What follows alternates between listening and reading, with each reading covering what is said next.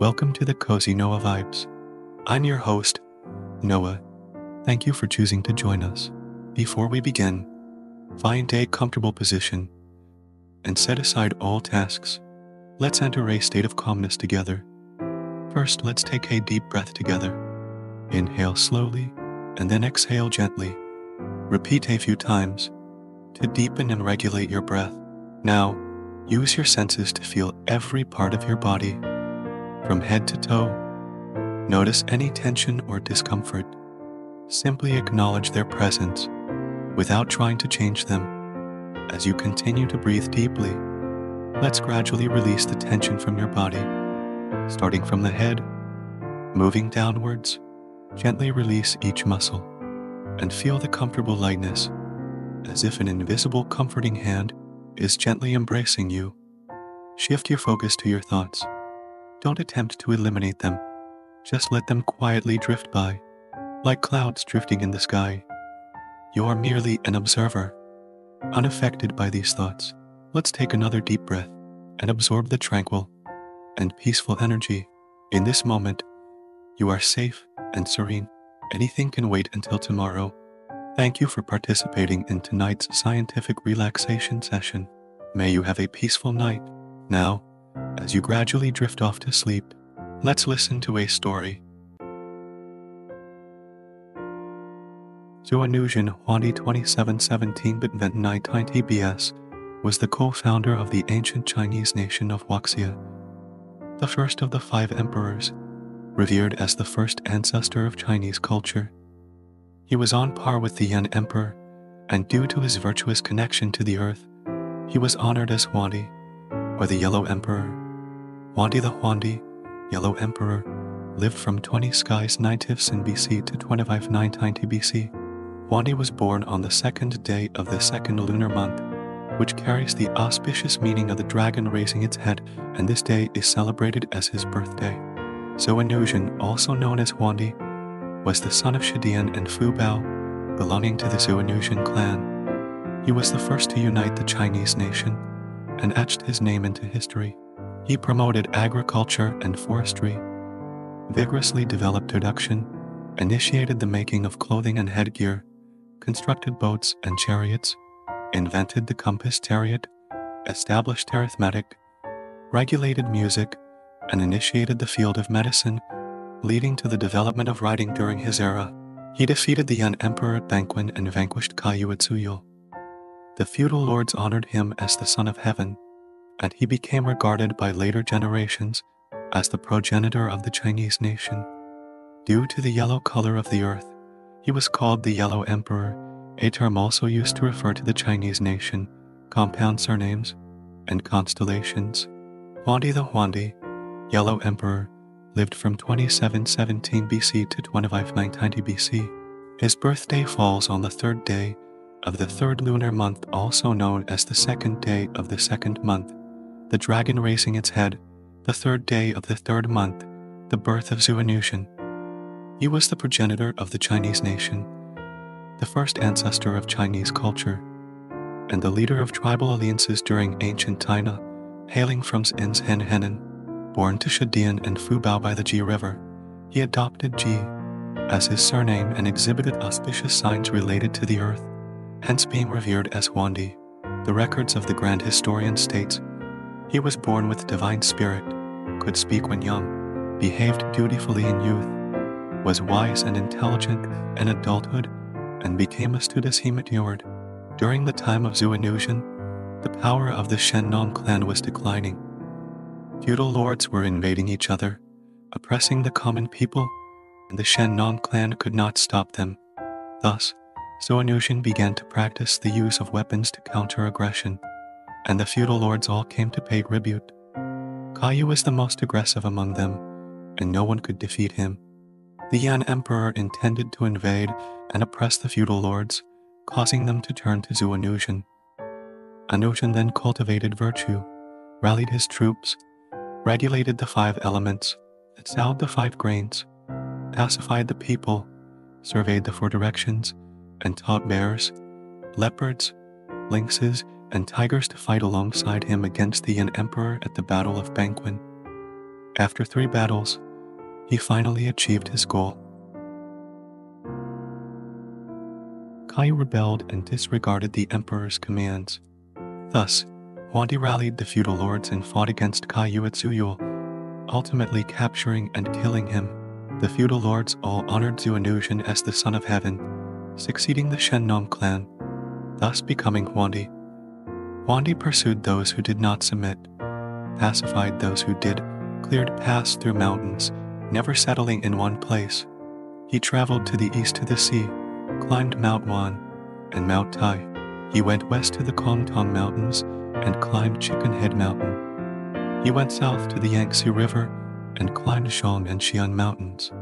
He chased away evil spirits to Hufo Mountain and established his capital at the foot of Zuyul Mountain. He moved constantly, using his army as a defense. Officials were appointed with the prefix Yan Cloud in their titles, forming the Cloud Ministry. Grand overseers were stationed on the left and right to supervise the myriad states. When the myriad states were in harmony, ceremonies were conducted to enshrine the spirits of mountains, rivers, and land. He obtained the treasure cauldron and conducted ceremonies to welcome the sun and divine the future. He appointed Feng Hu, Limu Changxian, and Da Hong to govern the people. He followed the laws of heaven and earth, practiced divination, explained life and death, and dealt with crises.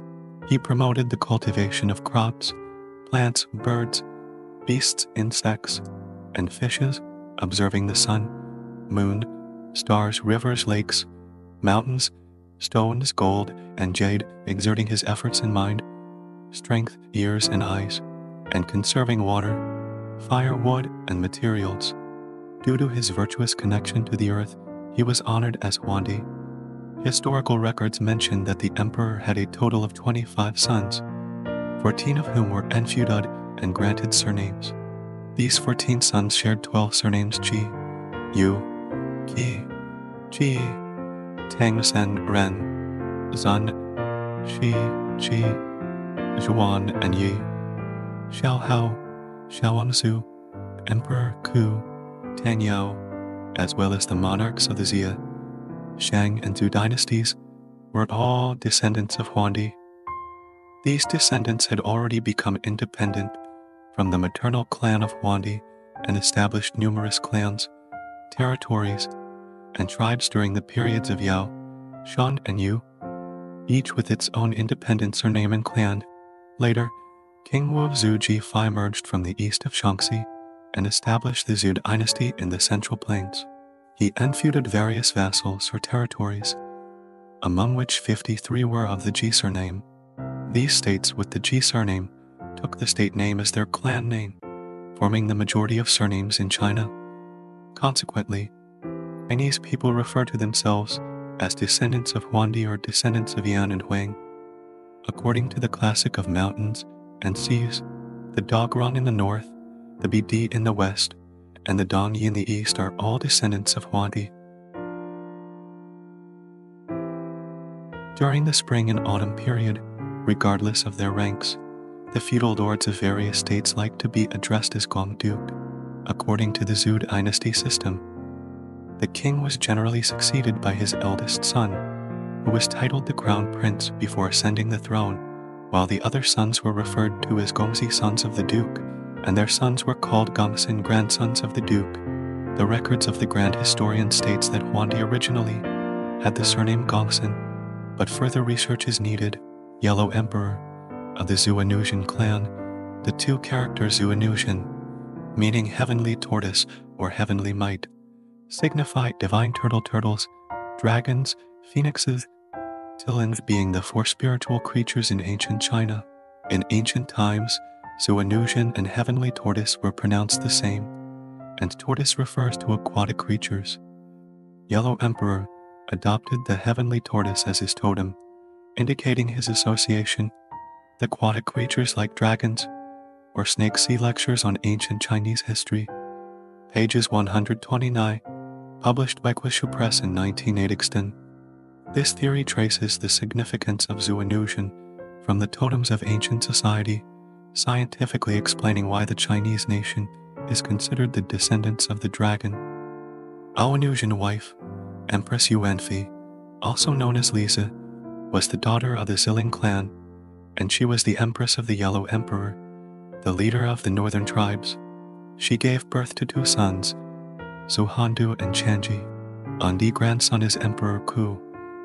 One of the 5 emperors, Chanji married a woman from the Shushan clan and had a son named Gaoing, who became Emperor Zhuangsu, another of the 5 emperors. Records of the Grand Historian mentions that the Yellow Emperor married Lisa of the Zilling clan, who invented Saracular, hence known as the first to raise silkworms. The Yellow Emperor was born into a matriarchal society, and according to historical records, his mother was named Fubao.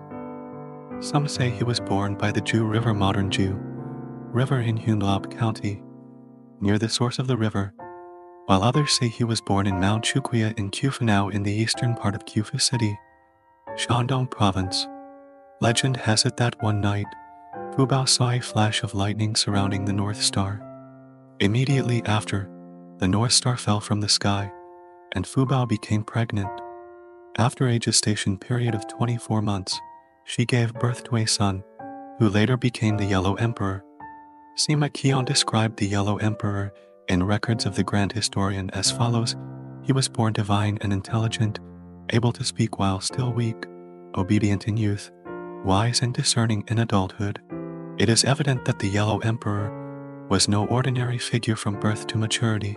He could speak shortly after birth, and by the age of 15, he was already knowledgeable about many things.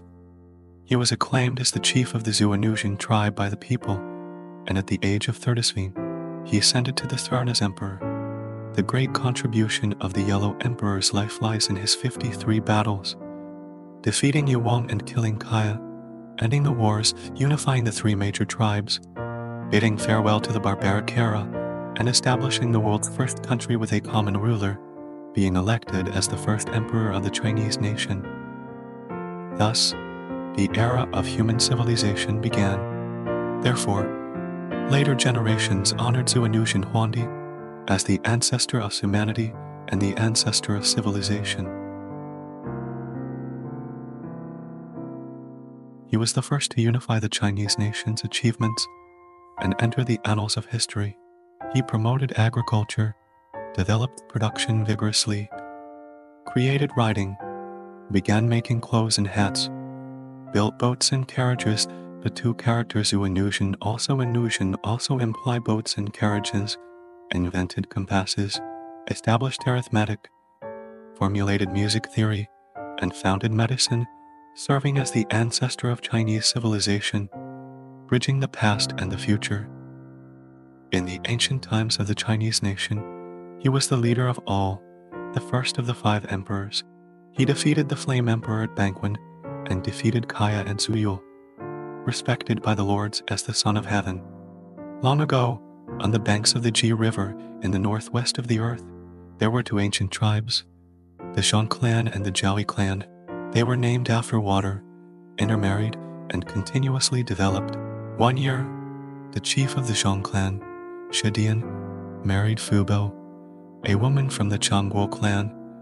One night, when Fubao was watching the Big Dipper, a white light suddenly shone from the celestial pivot, illuminating the surroundings. Fubao felt a reaction and became pregnant. Later, she gave birth to a son in Chukuya, named Xuanusian.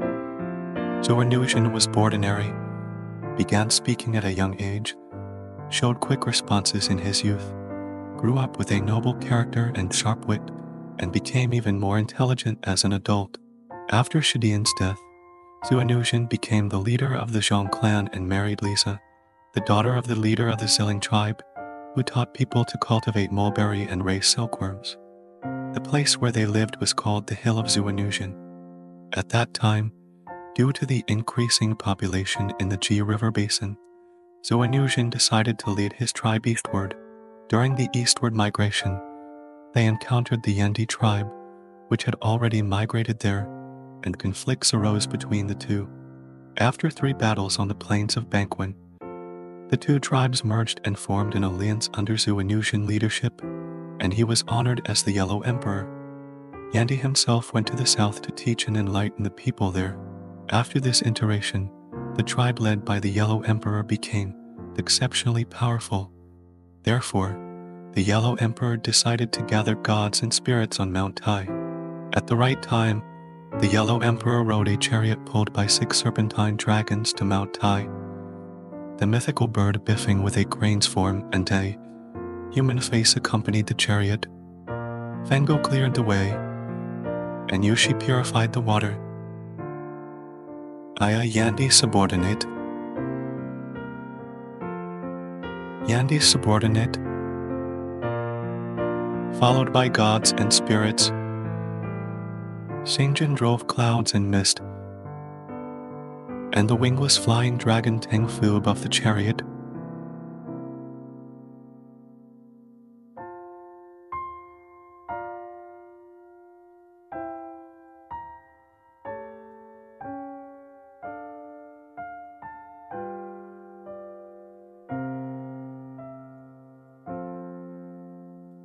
The scene at the gathering on Mount Tai was grand and majestic.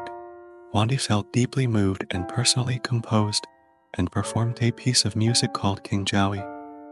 Seeing Huandi's satisfaction, the subordinate of Yan Emperor Kaya was extremely discontented. Upon returning, he united with other tribal leaders, such as Fango, Yushi, and Quofa, raising an army to rebel, no longer obeying Huandi's commands. Kaya, the leader of the Maya and Juli tribes, was belligerent and formidable. He had 80 brothers, claiming descent from gods. They had beastly bodies, bronze heads, iron foreheads, and ate only stones. Armed with weapons like clubs, knives, halberds, and crossbows, they were formidable. If not for an emperor's preference for peace at the Battle of Bangwen, the outcome would have been uncertain.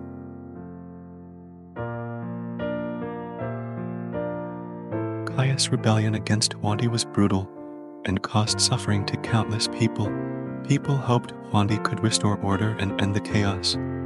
Huandi, being benevolent, tried to persuade Kaya to cease hostilities, but was repeatedly rebuffed. Huandi lamented, "If I fail, Kaya will reign and the people will suffer." Tolerating Kaya's rebellion is nurturing trouble. Thus he decided enough was enough. Huandi, following the will of the people, personally led an expedition against Kaya.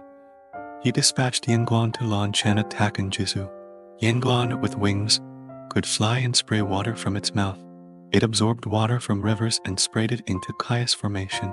Kaya sent Fango and Yushi to fight back. Fango and Yushi unleashed storms and rains, countering Huandi's army. Yingguan couldn't absorb water, causing Huandi's formation to scatter in chaos, retreating in defeat. Subsequently, they suffered 9 defeats in 9 battles, with no choice but to retreat to Mount Tai. Huandi spent 3 days and nights in contemplation, seeking strategies to counter Kaya. One night, Huandi dreamed of a great wind blowing away all dust from the world. Then he saw a person wielding a heavy crossbow driving away tens of thousands of sheep. Upon awakening, Huandi pondered the significance. Could there be someone surnamed wind or power? He dispatched scouts across the realm to search for these individuals. Eventually, he found Feng Hao and Limu, who were appointed as advisor and general respectively. They launched a massive attack against Kaya. In the battle at Zuyou, both sides deployed their forces. Kaya created a 100-mile fog, lasting 3 days and nights, disorienting Huandi's soldiers. Huandi ordered Feng Hao to make a compass to find their way out. During this time, a bird-shaped woman appeared before Huandi. Huandi showed utmost respect and humility, prostrating himself on the ground. The woman claimed to be Xuannu, sent by the Queen Mother of the West. Huandi expressed his desire for victory, and Xuannu imparted the Xuannu art of war, teaching him military strategies and the foundation of governance. Feng Hao further developed this into the Danjia technique. After receiving these teachings, Huandi sought the assistance of the drought goddess, Bai. She could stop the rain and lived on Kunlun Mountain. To boost morale, Huandi captured the monstrous creature Ku from beyond the East Sea, using its skin to make war drums. Additionally, he used the largest bone from a thunder beast as a drumstick. With these preparations complete, Huandi led his forces back to Zuyul and engaged Kaya in a fierce battle. Kaya summoned demons and monsters, and Fengo and Yushi conjured up storms and rains. Huandi called upon Xuannu to stop the rain, and his soldiers blew horns emitting a dragon's roar to counter. The demons and monsters were vanquished. Kaya then raised a dense fog, causing confusion among Huandi's troops. Unable to distinguish directions for 3 days and nights, Huandi commanded Feng Hao to create a compass to guide them out. Huandi ordered Yanglan to soar again, spraying water towards Kaya's army. Kaya dispatched Fengo and Yushi to counter, but Huandi summoned Bai, causing the sun to scorch. She dissipated the storms instantly. Unable to fight back, Fengo and Yushi fled. Seeing this, Kaya led his 81 brothers to attack. Huandi wielded the thunderous drum, striking the Kuhai drum. The resounding noise terrified Kaya's brothers, who quickly perished. Kaya then fled into the sky, escaping from Zuyul. Huandi ordered the drums to sound, and with a thunderous roar, they shook the earth. Kaya, who had flown to the central part of Jizu, landed, unable to escape. Captured, Huandi had him put in chains and executed on the hill of Lishan, which later became known as Jiashu. Jiashu produced red salt water, believed to be Kaya's blood. Those who followed Kaya's rebellion were either relocated to Zutushi for those willing to submit, or to the northern border for those who refused, to prevent Kaya from causing trouble. After his death, Huandi ordered his head to be buried in the Kan district of Domping Shaoxdang with a mound 7 Shanghai. Every October, during the local sacrifices, a red key would soar into the sky, known as the Kaya flag. His body was buried in Jiayu, south of Mount Tai. The shackles from Kaya's body were thrown onto Song Mountain in the Great Wilderness, later transforming into a forest of maple trees. After defeating Kaya, Huandi sent Yingguan to kill Quofa. At that moment, those who had harbored rebellious thoughts were terrified, and all submitted, acknowledging Huandi as the rightful ruler, replacing an Emperor Shening and becoming the lord of all under heaven. From then on, whenever there was unrest, Huandi would personally lead expeditions to quell it before departing. He also had portraits of Kaya distributed throughout the land, warning tribes not to forget the lessons of Kaya's rebellion. In total, Huandi fought 5 Tadio battles, bringing unity to the realm. Huandi cleared obstacles, opened up paths, and led the people in reclaiming land, planting crops, and raising silkworms. Through virtue, he educated and worked tirelessly for the people's well-being, conserving resources, and ensuring peace and prosperity. One day, while on the Wo River, Huandi saw a horse carrying a beyond chart, which he quickly accepted. The bird in the chart resembled a crane with a chicken's head, swallow's beak, turtle's neck, dragon's form, paired wings, and fish's tail, with 6 characters Shendi, Renyi Renzi. Huandi sought guidance from Tian Lao, who explained it was a Feng Weibing, or phoenix, a symbol of peace.